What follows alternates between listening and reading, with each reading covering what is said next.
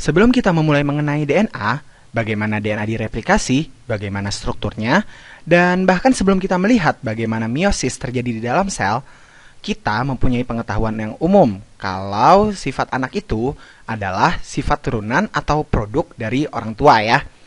Oke, jadi untuk contohnya, untuk contoh pertama-tama di sini saya akan coba menggambar ya orang dengan mata yang biru.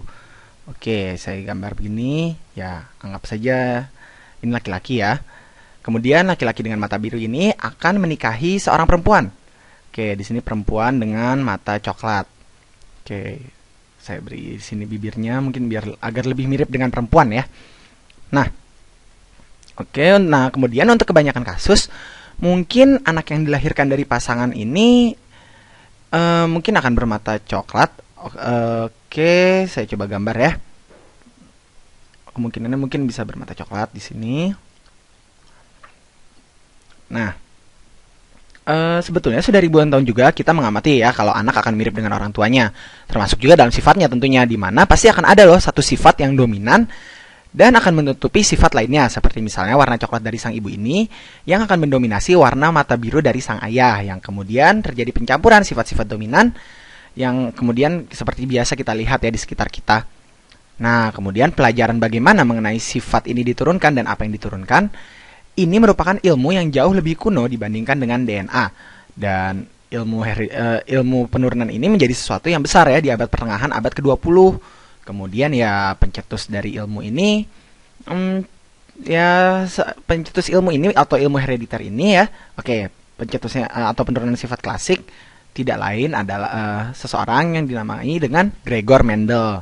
Oke, Gregor Mendel yang sebetulnya dia adalah seorang pendeta, bukan seorang ahli biologi. Di sini saya tulis saja Gregor Mendel.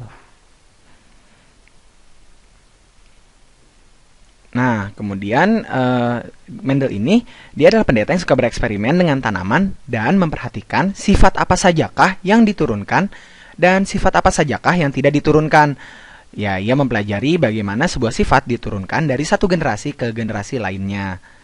Nah, selanjutnya ya, sebelum kita memasuki genetika klasik, saya akan memberitahu terlebih dahulu kalau saya akan membuat banyak asumsi-asumsi klasik, di mana kita akan memperkirakan apa saja yang akan terjadi di keturunan ke depannya. Nah, untuk pertama-tama ya, asumsi sederhana yang akan saya buat di sini, asumsi pertama adalah beberapa sifat memiliki karakteristik all or nothing, atau seluruhnya atau tidak sama sekali. Oke, ya untuk contoh mudahnya ya kita gunakan warna mata tadi. Jadi misalnya kita memiliki dua alel. Oh iya, alel itu sendiri merupakan versi spesifik dari gen ya. Oke, jadi saya akan coba beri contoh di sini ya, seperti misalnya sebentar. Di sini terdapat warna mata ya. Warna mata biru. Sebentar. Jadi untuk contoh ini warna mata. Jadi di sini saya akan memberikan contoh warna mata biru, blue, dan warna mata coklat. Ya, di sini brown. Oke. Nah, kemudian dari warna mata biru dan coklat ini, jadi seseorang hanya memiliki satu versi dari kedua warna yang saya berikan sebagai contoh di sini pada gennya. Ya, meskipun sebetulnya warna mata jauh lebih kompleks ya daripada ini, tapi ya ini adalah versi yang dimudahkan saja agar saya bisa memberi contoh kepada Anda semua. Nah, kemudian untuk selanjutnya di sini saya akan berikan contoh ya. Coba bagaimana kalau misalnya dengan ukuran gigi nih. Oke, jadi ukuran gigi akan ada yang ukuran gigi. Jadi kalau contoh di buku biologi akan terdapat karakteristik gigi yang besar atau big dan gigi yang kecil atau small. Nah, jadi ya di sini akan terdapat juga karakteristik dari alel untuk gigi yang kecil dan juga tentunya untuk gigi yang besar. Jadi di sini saya kemudian saya harus menjelaskan ya perbedaan yang jelas antara alel dan gen. Oh iya, bahkan si Gregor Mendel ini sudah bisa menjelaskan mengenai hal ini pada tahunnya sebelum ia mengenal istilah DNA dan kromosom tentunya. Jadi ya untuk lebih jelasnya kita harus masuk ke dunia mikrobiologi untuk menjelaskan hal ini. Oke, untuk lebih memperjelas ya agar kita semua tahu. Jadi mungkin untuk mudahnya, jadi saya coba gambar kromosom dulu mungkin kali ya. Ya, saya akan coba gambar kromosom. Anggaplah ini yang saya gambar adalah kromosom. Jadi ini adalah kromosom. Nah, anggap saja saya mendapatkannya dari ayah saya. Kemudian ada bagian pada kromosom ini, ya di sini, yang merupakan lokasi dari gen warna mata. Dan kemudian saya memiliki, ya ini warna mata. Kemudian kromosom ini akan ada sepasang atau dua buah, yang satu dari ayah saya dan satu dari ibu saya. Jadi kurang lebih ya ini adalah kromosom lagi. Oke. Ini mungkin gambar saya sangat kurang bagus ya, tapi nanti di dalam sel mereka akan tersusun secara jauh lebih rapi dari ini. Oke, jadi mereka ini adalah kromosom yang homolog. Mereka memiliki kode untuk gen yang sama. Jadi tentu saja pada kromosom dari ibu saya ini akan terdapat lokus untuk gen warna mata. Nah, kemudian saya mungkin akan memiliki versi yang sama untuk gen. Jadi seperti ini saja contohnya. Ya, ini adalah lokasi untuk gennya. Kemudian contohnya ini ada dua versi pada gen dengan posisi yang sama. Jadi mari kita tulis di sini ya. Sepertinya untuk lokasi yang sama ini saya tulis mungkin dengan simbol yang enaknya di sini adalah B besar. Sebentar.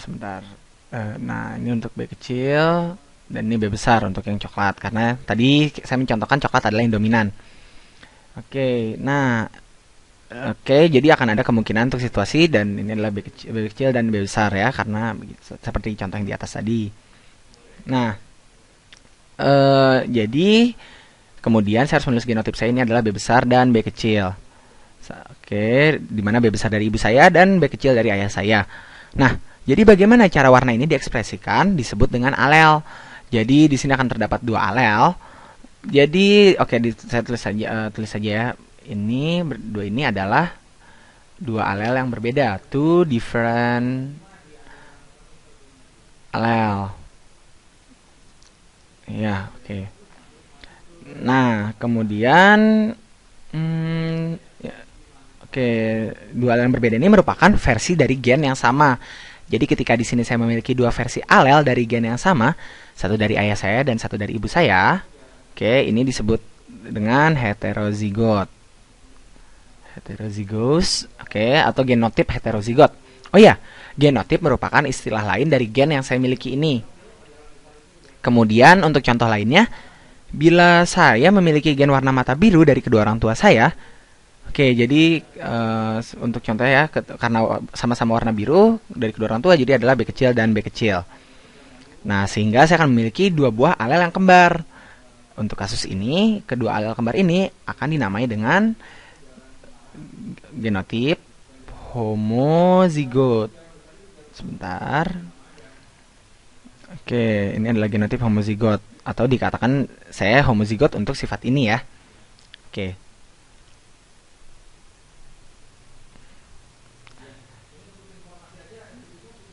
Nah, kemudian di sini ada gen untuk warna mata coklat dan warna mata biru. Saya bisa mendapatkan warna mata coklat dari entahlah mungkin dari ayah atau ibu ya, atau mungkin juga keduanya. Nah, pertanyaannya, bagaimana kita bisa mendapatkan warna mata kita akan menjadi coklat atau biru? Pada kenyataannya, hal ini adalah hal yang sangat kompleks. Tapi pada Mendel, ia mempelajari sesuatu yang disebut dengan dominansi ya. Dominansi atau dominance. Sebentar, saya sepertinya harus menuliskan mengenai kata dominansi ini. Tapi lihat saja. Dominansi atau dominance. Nah, dari sinilah berkembang ide bahwa salah satu sifat ini memiliki sifat mendominasi sifat yang lain. Kemudian juga banyak orang beranggapan bahwa warna mata, terutama biru, selalu didominasi oleh warna mata yang lain. Jadi dapat dikatakan warna biru adalah warna mata yang resesif. Nah, kemudian bagaimana kalau kita lewatkan ya hal-hal yang sulitnya? Jadi kita anggap saja warna mata coklat adalah dominan. Dan biru tadi adalah warna yang resesif, jadi seperti yang saya bilang sebelumnya, warna mata ini adalah sangat-sangat disimplifikasi. Jadi untuk kasus ini dengan genotip ini warna coklat akan mendominasi. Di sini huruf B besarnya dan biru itu adalah resesif ya. Saya tulis dulu di sini agar kita semua ingat. Nah, jadi untuk genotip tadi ini warna coklat dominan itu di mana huruf B besar yang dominan akan mewakili warna coklat. Nah, sementara warna apa? Ini B besar ini mewakili sifat dominan dari coklat, sementara B kecil mewakili sifat resesif dari warna mata biru. Untuk orang dengan genotip begini, maka yang terlihat tentu saja sudah jelas karena coklat adalah dominan, maka warna biru ini akan tertutup, dan untuk genotip seperti ini warna matanya adalah warna mata coklat. Oke, jadi ya bagaimana setlist ini genotip. Oke, ini genotip merupakan versi sesungguhnya dari gen. Kemudian akan ada istilah lain. Oke, genotip ini genotip. Ada istilah lain yang dinamakan dengan fenotip. Sebentar, saya tulis dulu fenotip. Ya. Jadi fenotip ini adalah apa yang terekspresikan atau yang dapat kita lihat. Jadi apabila misalnya saya memiliki gen warna mata coklat dari ayah saya, oh sebentar, saya sepertinya harus melakukannya dengan coklat. Sebentar. Oke. Nah, ini oke, warna birunya untuk warna biru untuk gen warna mata biru ya. Oke, warna biru dari ibu saya. Kemudian oke, saya memiliki gen mata coklat dari ayah saya dan gen biru dari ibu saya. Oh, saya baru saja mengatakan gen ya. Maksud saya versi coklat dari gen. Oke, alel coklat dan versi birunya dari ibu saya. Karena alel berwarna coklat adalah dominan dan biru adalah resesif, maka yang akan terekspresikan di fenotip sini adalah tentu saja warna coklat atau brown. Oke. Nah, untuk contoh lain ya, misalnya saya mendapatkan alel berwarna biru dari ayah saya, dan saya mendapatkan alel berwarna coklat dari ibu saya. Lalu, ya hal ini tidak jauh berbeda, karena akhirnya saya akan memiliki warna coklat juga ya. Lalu bagaimana kalau misalnya saya mendapatkan kedua alel coklat dari kedua orang tua saya? B besar dan B besar ya. Ya, saya mengganti-ganti warna, tapi ini tetap coklat ya. Ini hanya untuk memberikan penjelasan. Oke, pada akhirnya dengan B besar saya tetap tentu saja saya akan mendapatkan warna mata coklat tentunya, atau di sini saya tulis lagi brown eyes. Oke, jadi ini sebetulnya merupakan kombinasi terakhir ya dari dua tipe. Karena hanya terdapat dua tipe di sini. Oke, meskipun untuk beberapa gen ya akan terdapat lebih dari dua tipe ya, seperti misalnya pada golongan darah, yang memang untuk golongan darah kan tidak hanya terdiri dari dua tipe. Kemudian, oh iya, untuk kasus selanjutnya adalah ketika saya mendapatkan alel warna biru dari kedua orang tua saya, B kecil dan B kecil. Oke, ini adalah sifat yang resesif ya. Karena tidak ada sifat yang mendominasi, maka fenotip yang diekspresikan adalah warna mata biru atau blue eyes. Jadi, oke, biarkan saya mengulang ya. Meskipun hal-hal ini pada kenyataannya tidak semudah dan sesimpel ini, ya tapi setidaknya ini bisa ya menjadi contoh yang baik mengenai bagaimana sifat dan alel itu diturunkan. Selain itu juga, memang ada sifat yang dapat dipelajari dengan cara yang mudah seperti ini, karena pada dasarnya ini adalah konsep dasar dari herediter. Nah, namun yang ingin saya tunjukkan di sini adalah banyak genotip yang berbeda. Jadi ini semua merupakan genotip yang berbeda. Oke, di mana mereka merupakan kode untuk fenotip yang sama. Jadi ketika kita melihat warna mata seseorang, kita tidak tahu ya genotip mereka bagaimana sebetulnya. Apakah seseorang itu adalah homozigot dominan seperti ini, homozigot dominan, atau heterozigot seperti dua yang di atasnya ini. Oke, homozigot dominan ataupun heterozigot seperti yang dua ini.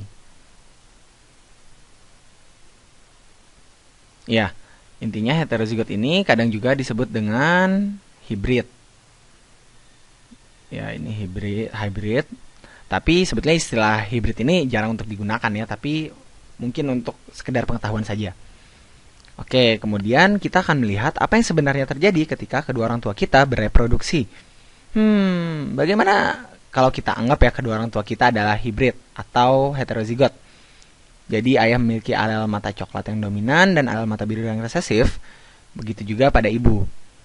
Oke, karena terdapat alel mata coklat yang dominan dan alel mata biru yang resesif. Oke, sebetulnya saya harus menggambar dulu atau menulisnya ya. Ini adalah untuk ayah. Dan ini adalah B besar dan B kecil, ayah yang heterozigot. Begitu pula pada ibu, di sini adalah B besar dan B kecilnya. Nah, jadi dari sini sebetulnya kita bisa menebak warna mata anak sebelum anak ini dilahirkan, sebelum kita tahu ya. Jadi di sini saya labeli saja agar lebih jelas. Ini merupakan alel dari ibu atau mam. Oke, saya melakukan perubahan di sini. Dan ini alel dari ayah atau dad.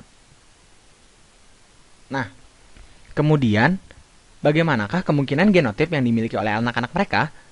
Jadi untuk mempermudah, saya akan menggambar garis bantu ya di sini ya. Sebentar, saya gambar garis bantu untuk memudahkan kita melihat tabelnya. Ya, sebentar.